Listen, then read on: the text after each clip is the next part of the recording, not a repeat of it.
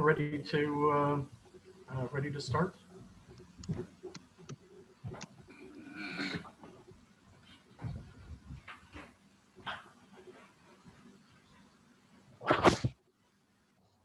Yeah, if everybody's ready, I will start. My name is Brad Kirbyson. I'm Vice President of the Winnipeg branch of the CIC. It's my pleasure to host you today from live from Winnipeg. Several of our panelists are joining from Winnipeg, but we're also joined from speakers and panelists and participants from across the country. So I'd like to welcome you to our session today. Today is the second day of a two-day conference on human security that our branch of the Canadian International Council is hosting on behalf of the organization. There's three sessions, three different conferences being held all together as part of the Canadian International Council's review of Canadian foreign policy.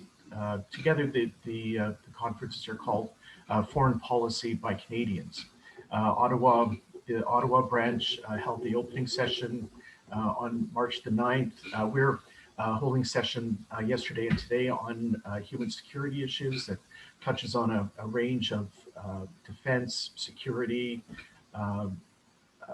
some military issues. Today has been more focused on human rights, human security, and soft power issues. And our colleagues at the branches in Vancouver and Victoria are holding events throughout November, December on the theme of Asia and trade issues. So we'll put a link to the upcoming events in the chat box for you guys to take a look. So with that, I would like to introduce the moderator of today's keynote speech. Kristy Kenyon is no stranger to the CIC in Winnipeg. She has served as a member of our board of directors as the U of W University of Winnipeg faculty advisor, a role which we hope that she will reprise again with us very soon. Kristy teaches at the University of Winnipeg's Global College and specializes in human rights issues. So with that, I turn it over to you, Kristy. Thank you very much, Brad. Hi, good afternoon. As Brad mentioned, I'm coming to you from Winnipeg, and I just wanted to begin by acknowledging that at least some of us are in Treaty 1 territory and in the Métis Nation. It's my absolute pleasure today to introduce Allan Rock, who will speak to us on priorities for Canada's foreign policy, Canada's place in the world, with an emphasis on the development and practice of the responsibility to protect principle. Responsibility to protect has been described as, and I'm quoting here, the most important shift in our conception of sovereignty since the Treaty of Westphalia in 1648. And it's a critical tool in preventing or stopping mass atrocities. Responsibility to protect, or often called, dovetails with important changes in how we understand security and a shift from a state-centered understanding of security to a more human-centered understanding of security. And for those of you who are able to attend the last panel, we could really see some of that shift in that panel as well. So this afternoon, we're so very fortunate to have Allan Rock with us, who will talk to us about this very important topic, looking back, but also to the future with respect to Canada's role in securing a more just world. We literally could not have a more qualified speaker for this topic. Allan Rock will be known to many of you for his extensive career in public service, with a decade as a cabinet minister in Prime Minister Jean Chretien's government, including tenure as Minister of Justice, Attorney General, and Minister of Health, among others. He was appointed in 2003 as Canadian Ambassador to the United Nations, where he led the successful Canadian effort in New York to secure, at the 2005 World Summit, the unanimous adoption by UN member states of the responsibility to protect populations from genocide, ethnic cleansing, and other mass atrocities. He is President Emeritus at the University of Ottawa and a professor in his Faculty of Law, where he teaches international law and armed conflict in international law. And he's a member of the Transatlantic Commission on Election Integrity and a senior advisor to the World Refugee Council. And I'm sure you'll appreciate that summary of a very impressive career. We're so delighted that you're here with us. Before I turn the virtual floor over to Allan, I wanted to let you know that we'll have plenty of time for questions after the presentation. Please just type questions that you have into the chat function, and then I will read them out. Please. Kristy, thank you very much for your kind introduction. It's a pleasure to work with you. I'm grateful to CIC Winnipeg branch for the invitation to take part today. I admire very much the initiative of CIC in conducting this series of events across the country, collecting potential themes and priorities for Canada's foreign policy for presentation in February to Canadian citizens in a sort of deliberative democracy exercise, which I know will be very valuable. And it's very good of you to take this on. In the short time that I have today, I want to propose a topic or a theme for the list that you'll be putting to Canadians in February for them to evaluate and rank. And introducing the theme today, I want to speak about, well, the theme of your conference, human security. You know, the term human security is often derided by the newer generation of policy thinkers in foreign affairs. Many describe human security as a term that is a throwback, that it is outdated, it's of historic interest only as a relic of the past. But I believe that reference to human security is not simply nostalgic. It doesn't represent a failure of imagination, as though we can't conceive of a new notion. I think human security remains relevant and important because the need for the core elements of human security is as great today as ever it was. And because for Canada, there's important unfinished business on the human security agenda. First of all, just to define the terms so far as I understand them, human security can be variously described as a philosophy, a policy, or an agenda of action items with one main characteristic. They look beyond the structures of the state to focus on populations, beyond institutions and mechanisms of governance, refusing to accord them in and of themselves a priority of value, to focus on the interests and the safety of the people in that state. Now, 25 years ago, Canada became a global advocate for human security, largely because of the government of the day, and especially its foreign minister, Lloyd Axworthy. Lloyd made human security the centerpiece of Canada's foreign policy. Lloyd Axworthy, of course, is a resident of Winnipeg, which is hosting this conference. For 27 years, he represented with distinction the people of his Winnipeg riding, first in the provincial and then the federal legislature. And above all, he was an exceptional foreign minister and a gifted internationalist who gave Canada a level and quality of leadership in global affairs that we had not seen since Lester Pearson. Lloyd Axworthy created the Human Security Network, made up of 15 foreign ministers who he found to be like-minded and willing to work with him on human security issues. And that network became an interregional and international basis for support for those initiatives, as well as brainstorming and policy development. In 1999, when Lloyd led the campaign to secure election for Canada to the Security Council, he created a platform, and his platform was the Human Security Agenda. And during Canada's 2 years on the Council, under Lloyd's leadership, Canada transformed the Council's agenda and introduced a period of unprecedented change that coincided with that sort of post-Cold War era of possibility, when everything seemed like it was possible. So what were the key elements of human security as propounded by Minister Axworthy?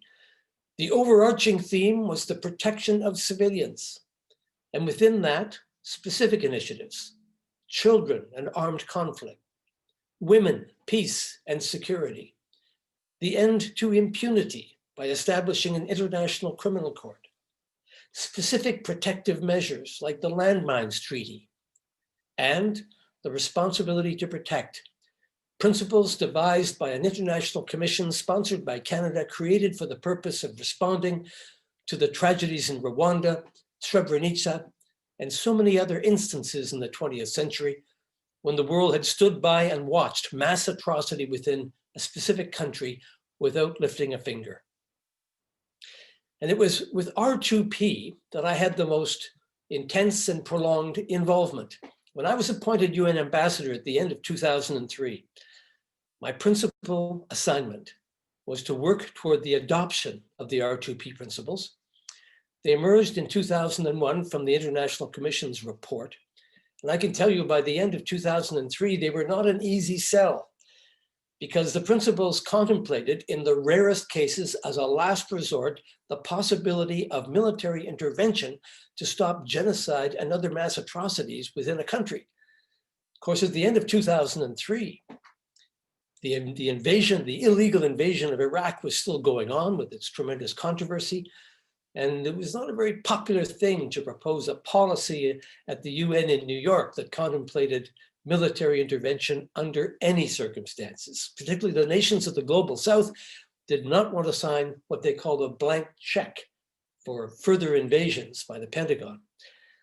However, by 2005, as a result of fabulous diplomacy from the government of Canada and its diplomats throughout the world, as well as negotiations we undertook intensively in New York, at the Global Summit in September 2005, R2P was unanimously adopted by member states of the United Nations.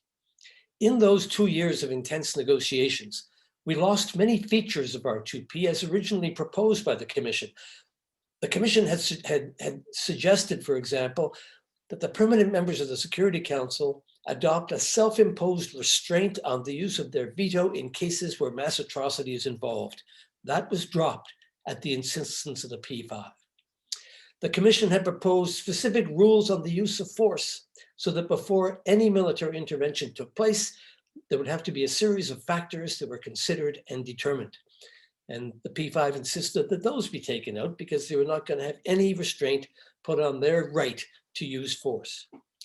The Commission had seen R2P as a broad set of principles with application from everything to famine, to environmental emergencies, to genocide. And yet in the negotiations, the scope of applicability of R2P was narrowed to 4 items only: genocide, war crimes, crimes against humanity, and ethnic cleansing. And perhaps most importantly, as a price for the adoption of R2P, we specifically agreed that any military intervention to stop a genocide or other mass atrocity had to be approved by the Security Council. And in doing that, we knew we were going to be hostage to the P5 and their vetoes, but that was the price of getting it adopted. In any event, adopted by the General Assembly, affirmed by the Security Council, and in the subsequent years, although it was referred to frequently, it was not until 2011 that R2P was invoked expressly in order to authorize the use of force to prevent a mass atrocity. And that, of course, was Libya in March of 2011. An historic Security Council resolution, but with 2 fatal flaws in its implementation and aftermath. NATO, which implemented the resolution, went beyond protection to regime change, the very thing that many states were concerned about when we were advocating the adoption of R2P. And second, there was no follow-on plan, no plan after the intervention to rebuild a protective structure in Libya. And so chaos resulted. And the consequences since 2011 have been catastrophic.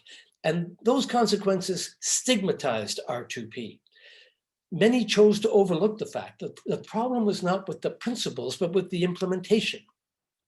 Brazil understood that and proposed a solution, a resolution called Responsibility While Protecting, which many of us thought was not necessary, but Libya showed that it was, imposed on anybody implementing an R2P resolution authorized by the Security Council to limit their action precisely to the 4 corners of the resolution and not go beyond it, and to account to the Security Council regularly for their conduct in implementing the resolution. But you know, Russia and China seized on the Libyan fiasco as a pretext for rejecting any discussion of R2P at the Security Council table.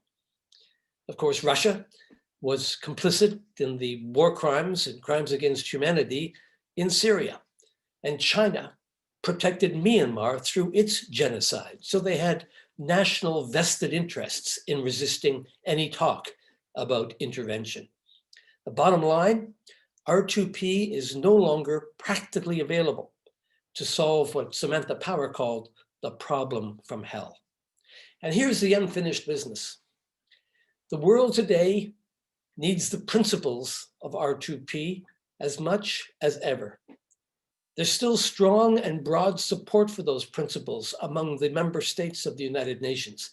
And R2P is now an accepted norm in international law and practice. At the same time, we've seen paralysis at the Security Council with 2 permanent members prepared to block any effort to implement it. We've seen Trump encouraging and rewarding lawless autocratic thugs throughout the world, like Duterte in the Philippines and Mohammed bin Salman in Saudi Arabia, murdering their own people. We've seen efforts by the Americans and others to weaken the International Criminal Court, undermining the formula to end impunity. And the veto at the table of the Security Council has become a fundamental obstacle to the principles of the responsibility to protect, notwithstanding efforts by France and the United Kingdom to, again, impose some restraint on the use of veto in cases of mass atrocity. So here's the dilemma. What do member states do? What can Canada or any other actor do when mass atrocity is in prospect or in progress and the Security Council won't act because of the unrestrained veto? Well, it seems to me there are 4 alternatives. First of all, to find some other source of authority for acting, the General Assembly, regional organizations. I think the better view is that they cannot make an intervention legal, but they can make it legitimate, as in the case of Kosovo in 1999. And I think it's worth exploring the extent to which legitimacy deriving from a General Assembly authority can insulate the actors against the consequences of illegality in the appropriate case. There have been scholarly articles written about this. I won't have time to go into them today, but it's worth exploring and expanding. The second thing we can do is put in place accountability mechanisms, as the General Assembly did in Syria, as the Human Rights Council has done in Yemen and elsewhere. This doesn't stop the atrocity, but it gives us a chance to collect and preserve the evidence in a way that it can be put before a court when the day finally comes that we can hold the murderers to account. The third thing we can do is, apart from personal responsibility by the criminals who commit the crimes, seek a declaration of state responsibility by going to the International Court of Justice, as the Gambia has done in the case of Myanmar arising from the genocide against the Rohingya. That at least gives some measure of justice to the victims. And of course, there's universal jurisdiction whereby any state can, if the evidence is within their jurisdiction, bring criminal proceedings against alleged perpetrators in the country where the people are. The last thing I want to mention, and this is an extremely innovative, interesting, and I think very promising approach that's proposed by Professor Jennifer Trahan of New York University Law School. She asserts that there are grounds for challenging the legality of the veto when it's exercised in order to permit a member state to carry on atrocities, or to block the Security Council from its legitimate role in maintaining and restoring international peace and security. She's proposed that the General Assembly ought to refer to the International Court of Justice the question of the legality of the Russian veto in Syria, the Chinese veto in Myanmar, seeking a declaration that they're unlawful. And while that will not be a binding judgment, it will have great moral force that might change the nature of the debate. Now, all of this I described at the beginning as unfinished business because Canada's objective 15 years ago was to put in place an effective way to prevent or stop mass atrocity crimes. the solution that we helped to put in place then is now frustrated by the P5 veto. The election of Joseph Biden in the United States has created hope that the damage done by the aberrant and destructive regime of the last 4 years will stop and to some extent may be repaired. And Canada now has the opportunity to work with the Biden administration to restore order.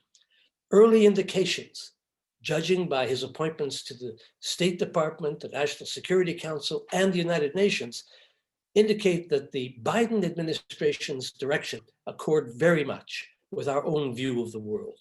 That means a return to multilateralism, a return to the Paris Climate Accord, restoration of the World Health Organization's jurisdiction, perhaps the Iran deal renegotiated and put back in place, a return to the effort toward disarmament and non-proliferation, to reestablishing an international rules-based order, the United Nations, international financial institutions, and the WTO. But beyond all of that, it seems to me that Canada must remain committed to the prevention of mass atrocity, ensuring an end of impunity for international crimes. So, along with everything else on the agenda that we put before Canadians in the deliberative process next February, I suggest that Canada ought to return to the task of putting in place and ensuring the workability of mechanisms to prevent mass atrocity crimes. And if the Security Council can't do it, then we should work on a plan B with the 4 possibilities that I've mentioned. Refer to the International Court of Justice the question of the legality of the vetoes, strengthen the legitimacy of alternative sources of authority, including the General Assembly, create and strengthen mechanisms of accountability, pursue declarations of state responsibility through the ICJ. And if we put those themes, those topics, and that effort before Canadians in February, I believe we'll find support, because these are crucial elements in foreign policy of civilized nations. I'll stop there, and I look forward to your questions, Kristy, and questions that participants may have as well. Thank you. Thank you so much. So I look forward to seeing questions. A reminder that you can simply write them in the chat, and then I will read them out. Perhaps while we're waiting for some of those questions to percolate, if I could just begin by asking you to tell us a little bit more. You've talked about 4 additional options in terms of what Canada can do when the Security Council won't act. It seems to me that many of these options are not tools that can be used in the moment, but rather tools of accountability after the fact, ways of establishing new legal norms or precedents that may be useful in the future. Can you talk us through what options there are on the prevention side with the current challenges posed by the Security Council with respect to R2P? Well, the pointy end of the stick at R2P, of course, is the military intervention, the marching troops across the border to stop the genocide. But as the Commission made clear in its report in 2001, R2P is all about prevention. So it's about identifying early on the warning signals that we're looking at a situation that could result in mass atrocity, diplomacy, sanctions, no-fly zones, economic and other pressure, diplomatic interventions to try to stop a process that's unfolding. We saw this in Kenya in 2008, when there was a disputed election. Kofi Annan, using the R2P framework, as he said, of principles, went in and negotiated a power-sharing agreement among the contesting parties. And that was in a context where we saw some of the things going on that looked like a prelude to mass atrocity, very reminiscent of the Rwandan tragedy. So prevention is crucial in R2P. And what I'm talking about is that rare case where, in the last resort, the only way of stopping genocide or other mass atrocity is to intervene. That option, in that rare case, has been foreclosed by the veto of China and Russia. And I'm saying that there are options in that kind of a case. You said that most of them are not in real time, but one of them is, and that is going to the General Assembly for authority to act. In 1999, when Kosovo was the scene of mass atrocity, ethnic cleansing, some members of NATO, after going to the Security Council and asking for authority to stop it militarily, having had that effort blocked by a Russian veto, decided that they would not leave it at that human lives in large number were being lost and it required some action. So these members of NATO invoked a provision in the NATO Charter and launched a bombing campaign, which eventually, after 9 weeks, stopped the ethnic cleansing. There's been a debate ever since about whether it was legal to do so.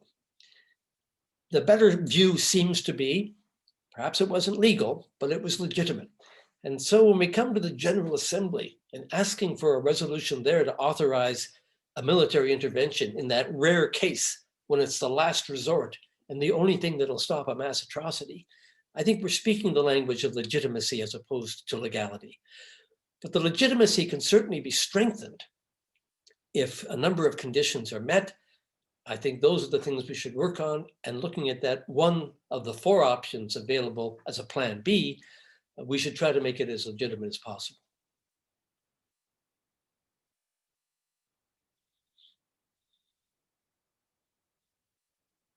Does that answer your question, Kristy? Yes, it does. Thank you. It's, I think, partly highlights the importance of R2P in that there are limited options beyond it in terms of having that real-time action, with the exceptions that you just outlined. I'm really interested in this legitimacy, legality distinction, or perhaps non-distinction that you keep making. I'm just having a look at some of the other questions, and I see a question from Wesley Wark. And some of this, I think, overlaps with the answer that you've just given, but I'll read it out because I think there's a few sort of nuances to it that may raise a few other interesting ideas. And so he says, your suggestions for re-energizing R2P do not actually offer any way to stop mass atrocities. They're useful for accountability. There are diplomatic tools available to try to prevent. Where should the focus be? Preventative tools or efforts to end run the Security Council? Well, I said, first of all, Wesley is a valued colleague at the University of Ottawa. He's a world-known expert on security matters, and I'm delighted that he's part of this conversation. I heard him yesterday too at this conference. Let me respond to Wesley in this way. First of all, it's all about prevention. So although the glamorous, highly controversial and provocative part of all this is military intervention to stop a genocide, the hard day-to-day work of diplomacy, of internationalism, is to prevent mass atrocity.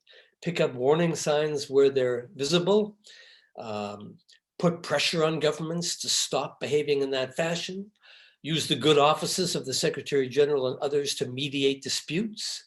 If that doesn't work, start the whole continuum of gradual increasing pressure through sanctions and political denunciation and shunning and all that. So you get to the point where you've tried everything else and violence is inevitable and you've got to do something to stop it. And when it comes to that, you're no longer dealing with prevention because it's too late. You're talking about stopping it. And, you know, in Libya, it worked as it was designed to work in terms of going to the Security Council, having the support of regional organizations. The council passed the resolution. It was authorized. The problems then arose with implementation.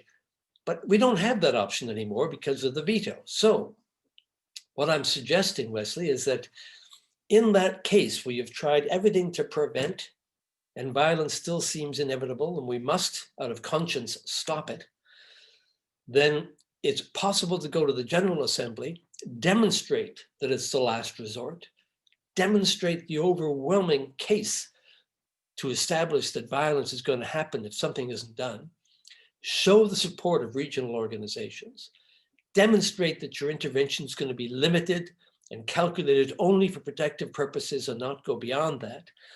There's a whole checklist. Harold Coe wrote an article about all of this, identifying a checklist that could be used in the General Assembly to strengthen the legitimacy of a GA resolution. And he actually argued that there may be a narrow legal exception to the prohibition on the use of force in Article 2.4 of the UN Charter in cases of this kind, because to have an absolute prohibition when there's no alternative to stop a mass atrocity makes no sense, either in law or in the terms of humanity. So I say prevention, of course. Let's hope the day never comes when we have to face the savagery of the Myanmar military and Rakhine state. But on the other hand, if it's necessary to intervene, then there are methods apart from the Security Council, including the General Assembly, which can confer a legitimacy that may insulate from the consequences of illegality.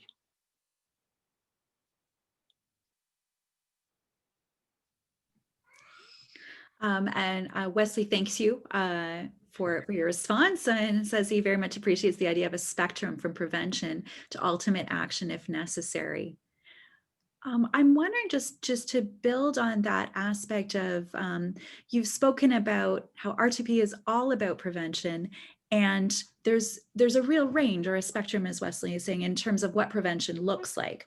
And the most visible form of prevention, and certainly the most visible on a global scale, is the boots on the ground, which is really the last step, as you're saying. I'm wondering, I mean, you've given us some background, particularly politically looking at the Security Council in terms of resistance or perhaps backlash to R2P. And I'm wondering if it would be fair to say that some of the assessment of R2P has been limited or perhaps unfair because the focus is so much on that final stage, with perhaps not enough attention given to all of these smaller, less visible steps that actually are probably where we really want to be spending most of our energy to avoid getting to that last stage. I think you're absolutely right. And I think it's been a lament expressed over the last 15 years by authors and scholars and commentators and observers. Why is everybody talking about the use of force, which is the rarest case, as a last resort? And very few people are talking enough about the difficult, challenging, sometimes dreary, but essential work of prevention, of getting in there, as I said, and identifying the warning signs. When we were negotiating the R2P resolution in 2005, it was Rwanda, the member state, that insisted we include reference to incitement and having an early warning system, because of course in Rwanda in 1994, there was express incitement using radio stations and trying to rile people up by using inflammatory language. So there are warning signs when these things occur. And now places like the Global Center for R2P, run by Dr. Simon Adams and his fabulous team, have a whole set of indices that are used for atrocity alerts that they send out. There's an atrocity alert right now in Ethiopia we have to keep our eye on. So picking up the warning signs and then deciding which of the many, many tools that are available to member states will be most effectively used in nipping this potential atrocity in the bud. Is it by having somebody from the AU drop by? Is it a delegation of regional states? Is it a local economic coalition?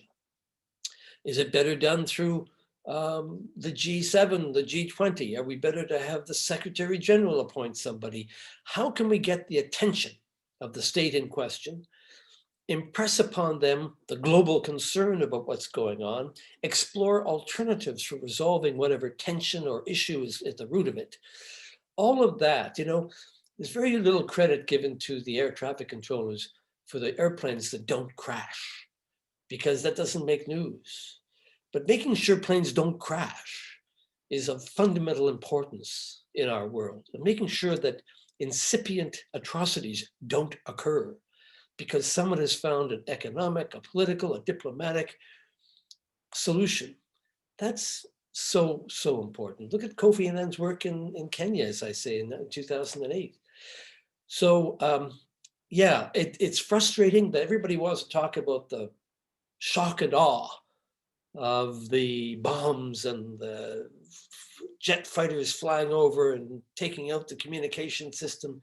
It's all very sort of glamorous in Hollywood, but focusing only on that dimension distorts the debate about R2P and makes one think it's all about sending in troops when it isn't. Thank you. Really important points. And also just thinking about things like assessment and methodology means that success is, so a successful prevention would be virtually invisible. Yeah. And so we don't necessarily have celebration of the conflict that didn't happen. Yeah. Which is unfortunate, particularly if you're trying to assess how to do that again, and if you're trying to assess the effectiveness of a mechanism. Just again to our audience, I'm very, very happy to read your questions. If you just type them into the chat function, I'm happy to read them out. I have plenty of my own, but I don't want to monopolize the discussion. So until I see another one of my other questions, I was very interested to hear in your comments that initially there was a discussion about R2P as being broader and including responding to a wider range of, we could say, human security issues or human rights violations, including things like famine. I'm wondering, do you think an expansion of the mandate would ever be on the table again? And perhaps just thinking about events since, whether other types of threats, including environmental or health threats, might be considered. And I now see lots of questions coming, so I will turn over to those shortly. Well, very briefly, in answer to your question, I think it's hard to imagine in today's world, given the dysfunction that we see at the Security Council, given the tensions geopolitically. I mean, that maybe after a couple or three soothing years of the Biden administration, we might get back to the point where we're talking meaningfully to each other. But in the current environment, it's hard to imagine a consensus to broaden R2P. In fact, we've got to work like heck to preserve what we've got, let alone broaden it. But it was intended by the Commission, and it's clear from their report that it was going to be wider than it ended up being. And in the negotiations in 2005, Kristy, it came down to the little windowless room where the ultimate discussion took place, came down to an insistence that there be only 4 items on that list in paragraph 138 or 139 of the outcome document: genocide, war crimes, crimes against humanity, ethnic cleansing, and they were repeated in every sentence of that paragraph to make sure. As one member state, one ambassador told me, we don't want this invoked because of allegations of electoral fraud. You know, we don't want a pretext being given to a foreign power to invade us. It's got to be manifestly clear that we're incapable of protecting our population from these 4 specific crimes. So that was the mood then, and I'm not sure it's improved since. Thank you very much. I now have lots of questions. So one coming from Ben Roswell. He says, great presentation.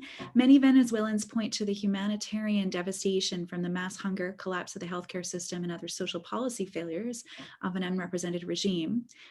This speaks a little bit to your last response, and call for the international community to recognize its responsibility to protect. Most people worry this would legitimize a US military intervention.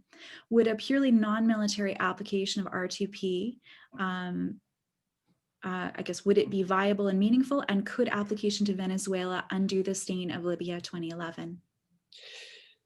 Well, Ben, I think that, first of all, I know that the OAS has looked at the question of R2P and its application in the context of Venezuela. They had a conference at which Simon Adams spoke last year about this very subject.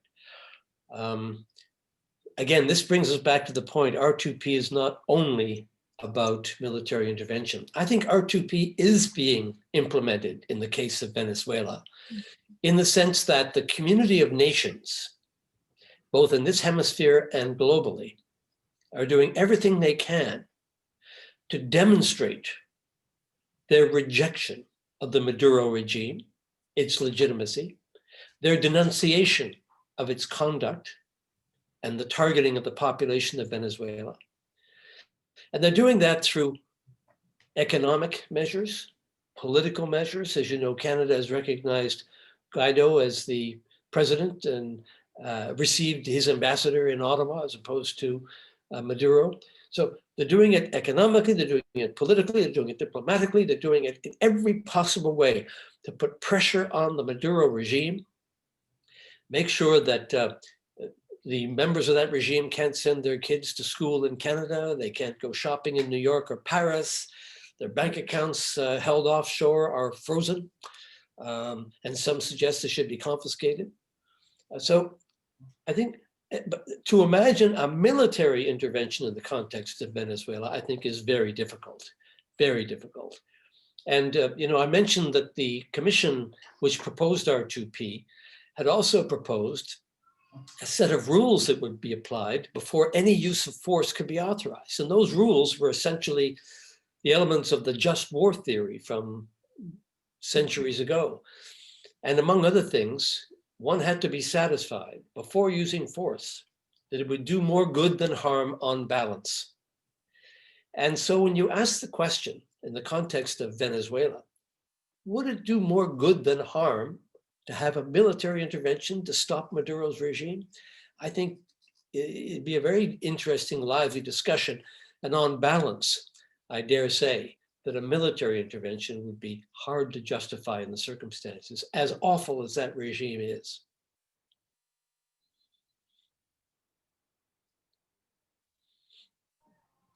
Hey, thank you very much for that response. I have a question from Andrea Sharon asking, how does Canada work with powerful nationally oriented states that pursue national interests mercilessly at the same time as fostering global collective approaches to common problems and not be dismissed as moralizing?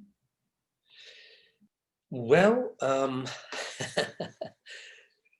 it's not easy. And I can tell you that from working with some of those nations you referred to in New York, in the process of negotiation toward the Global Summit's outcome document, there was a lot of accusations that we and other countries are moralizing. It wasn't just R2P that was on the agenda for that Global Summit. It was counterterrorism. It was the pace of international development. It was non-proliferation and disarmament. There was the creation of the Peace Building Commission, a new Human Rights Council, and what shape that should take. So in all of these items, highly controversial, you can imagine among 193 countries, some of which are spectacularly autocratic, undemocratic, violent toward their own populations. There were some very lively discussions, and Canada and others who were leading the charge for progressive measures were indeed accused of moralizing. I think the challenge is to find a way in your advocacy to find common ground. What is it about this proposal that would be both in the interests of Russia and Canada, in the interests of China and Europe? And in the case of R2P, I actually had discussions with the ambassadors from all of those countries saying, well, you've said you object, but why do you object? And when they articulated their reasons, examining them, refuting them, explaining why either they misunderstood or they're overstating the threat to their own state's interests, and also finding common ground in the proposition that after Rwanda, when we all stood back and did nothing, there was a shared sense of frustration, of sadness, of loss, of shame. And that was resonant even with some of those awful regimes. Appealing to that common humanity, appealing to areas where there are intersecting interests, I think is important. And then having a very thick skin and not overreacting to allegations of moralizing or preaching or self-interest. And ultimately being careful with the language we use so as not to seem preachy or pretending to have some kind of moral superiority. It's a tough world out there. And we have to recognize that there are some tough characters and we have to deal with them effectively if we're going to make any progress. It's fascinating. Through many of your answers, one of the things that's really struck me is not only the complexity of these issues, but also the interdisciplinarity, that we're thinking of issues related to law, politics, diplomacy, but also there's this element of psychology and how do you pitch or frame particular ideas and how do we see our own interests. And it's really, really fascinating just looking at how all of those different pieces come together. I have quite a slew of questions, so I just want to assure everyone that I'm seeing your questions and I'm trying to go through them in order. I have a question from Robert Nash that is he's interested in this idea of alternative source of authority and is asking if in looking for an alternative source of authority, will we not face the same problem of sovereignty and national interest that neuters action in the UNSC in a General Assembly that includes countries that have cause not to cast stones at others because they live in glass houses with respect to human rights, genocide, and crimes against humanity? True enough. And I think if you were to go to the General Assembly, in the fall of last year or the fall of the year before, and say we want a resolution authorizing an intervention in Myanmar to stop the Myanmar military from murdering, torturing, raping the Rohingya population. There's no doubt it would not be a unanimous resolution in the General Assembly. Russia, for one, would be against it. China would be against it. Myanmar would be against it. I can think of many other countries that would be against it. But the fact that it wouldn't be unanimous, I don't think means it wouldn't be legitimate. And in fact, when the General Assembly has adopted resolutions expressing frustration at the inaction of the Security Council on issues of that kind, the General Assembly has overwhelmingly supported, for example, Canada's initiative a couple of years ago in the face of Security Council inaction on Syria to create the international independent mechanism to gather evidence of war crimes and crimes against humanity in Syria. That had wide and general support in the General Assembly. Wasn't unanimous, but that's the cost of doing business at the United Nations. So I think the extent to which there is a split vote in the General Assembly on a question of this kind goes to the degree of legitimacy to be drawn by the actors from that resolution. If you do have broad-based support in the General Assembly, having made your case persuasively, having demonstrated there's no option, having demonstrated the severity of the threat, that you've tried every other possible way of stopping it, and that you intend an intervention which is measured and limited and responsibly implemented. Depending on the case, if you had 2/3 of the members of the General Assembly voting in favor of that intervention, I'd say you're talking about a legitimate action. And then you enter into a debate about what is the consequence of legitimacy when the legality is being challenged, because I think it's pretty clear from the Charter that the General Assembly cannot authorize the use of force. It can make recommendations. And then we lawyers will debate what that means, what's a recommendation, what's the legal consequence. But my point in answer to your question, Robert, is that yes, there'll always be those who are not prepared to support such an initiative. But in the proper case, if you have widespread support in the General Assembly, that's where your legitimacy comes from. Okay, I see 3 more questions. 2 of them are quite related, so I think I'll pose them to you jointly. The first is asking for you to speak a bit more about the importance of early warning and who might be involved in generating warnings. And the The related question from a different participant is a follow-up on Venezuela from Ben Roswell. If I may, a military intervention in Venezuela would be a disaster, above all for the Venezuelan people. The question is whether we should call the current non-military action R2P explicitly. So 2 questions related to non-military dimensions of R2P. On Ben's first question, I'm not going to quarrel. I think a military intervention in Venezuela is not advised. And should we call, I mean, yeah, I think we should. I mean, R2P gets a bad name by people who think of it only as involving military intervention. And those same people are happy to propose all the steps that R2P contemplates short of intervention that are aimed toward prevention and changing the policy of the errant state. So let's call it R2P. Let's say we're undertaking broad-based, broadly supported R2P measures in Venezuela, and they include the economic sanctions, they include the shunning, they include the diplomatic measures. All of those steps constitute the essence of R2P. We should do that. It'd be instructive, educational for the world to style it in that fashion. Now I can't remember the first question. First question was?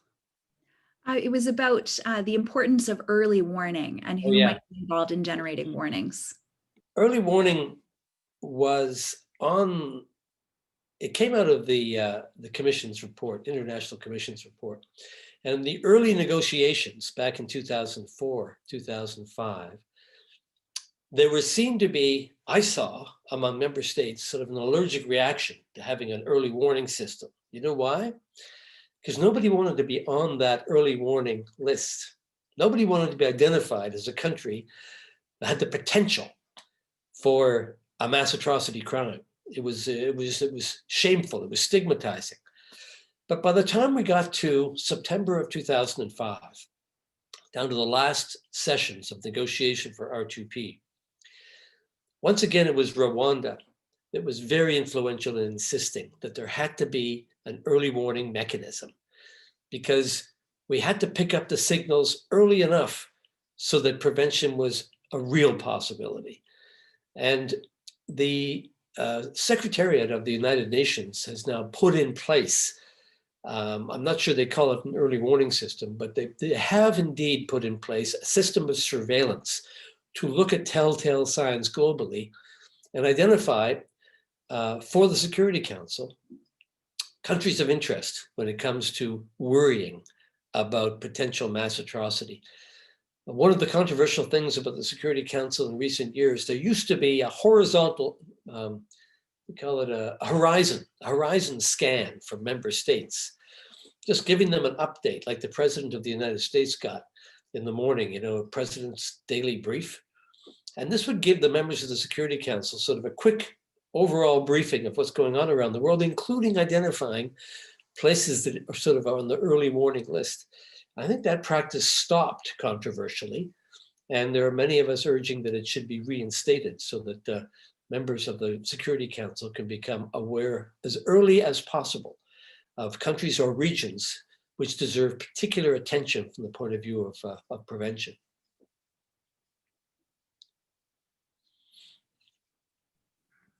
Thank you very much. And this might be our final question.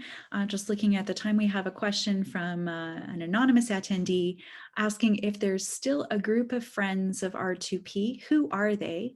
Who's their current leader or leaders? And what are they doing? What's their current focus, if active?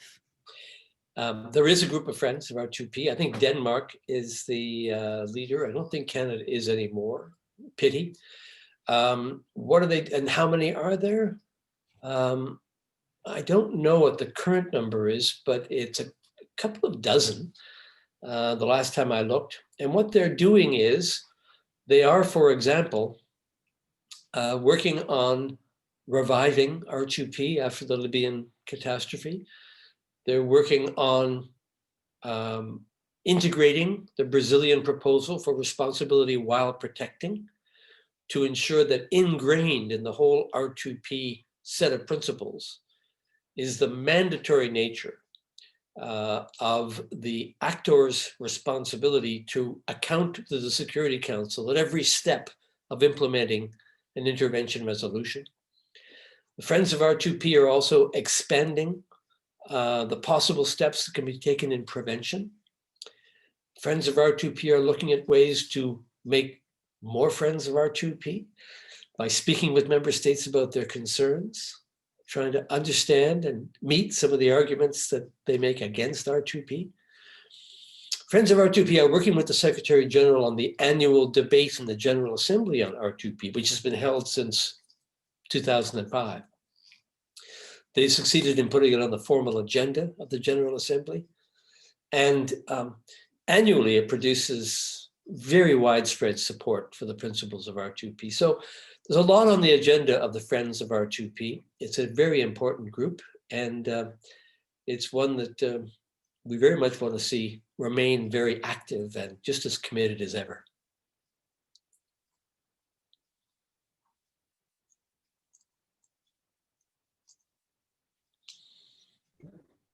I have a comment, I think not a question, from Robert, just saying that the ideas of surveillance and early warning smell like intelligence, which is a misunderstood and distrusted discipline. I think those are all the questions and comments that I see. I just want to take a moment to express my thanks before I turn it over to Brad. I think we've had a really fascinating and rich discussion. So thank you so much to all of the participants and attendees, in addition to, of course, thanks to Allan Rock for such an interesting discussion. I think you've given us such insight into how we got to where we are, what the current opportunities and roadblocks are. And I think we've had actually a really nice opportunity to really explore some of the opportunities, which seem to be to focus more on kind of the less dramatic prevention and some of the successes and opportunities there. And also some great insights looking forward into what possibilities there may be in the future and what Canada's role can be in this sort of sense of being perhaps on the cusp of a more optimistic age. So thank you so much for everything that you've said and for enabling this really, really rich conversation.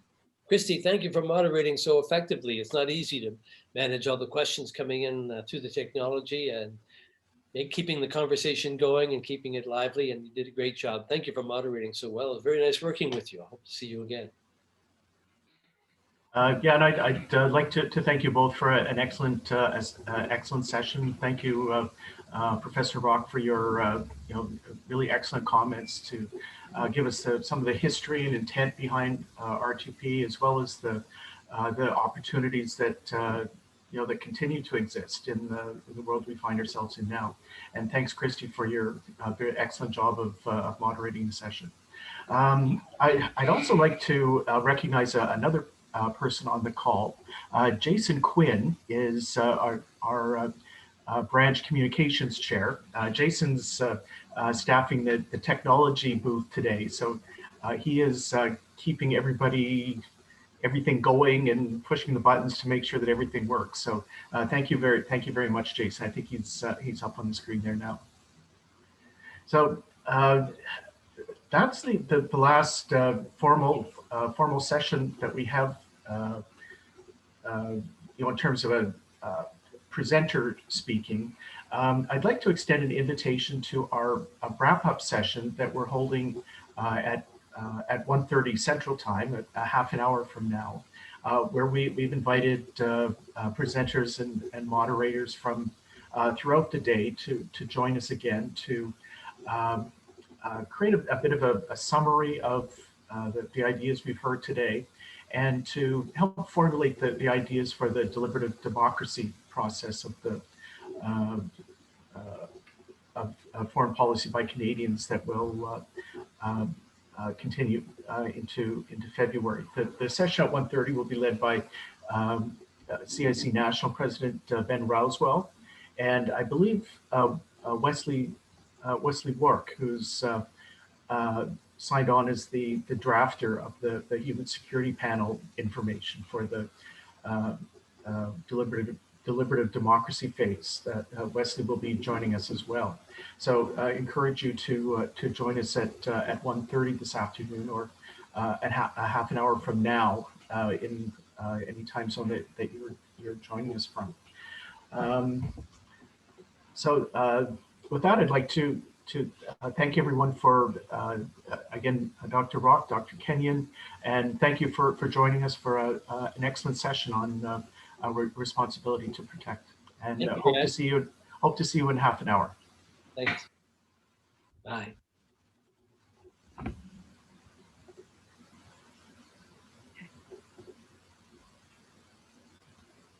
Okay, good. Okay. See you in half an hour.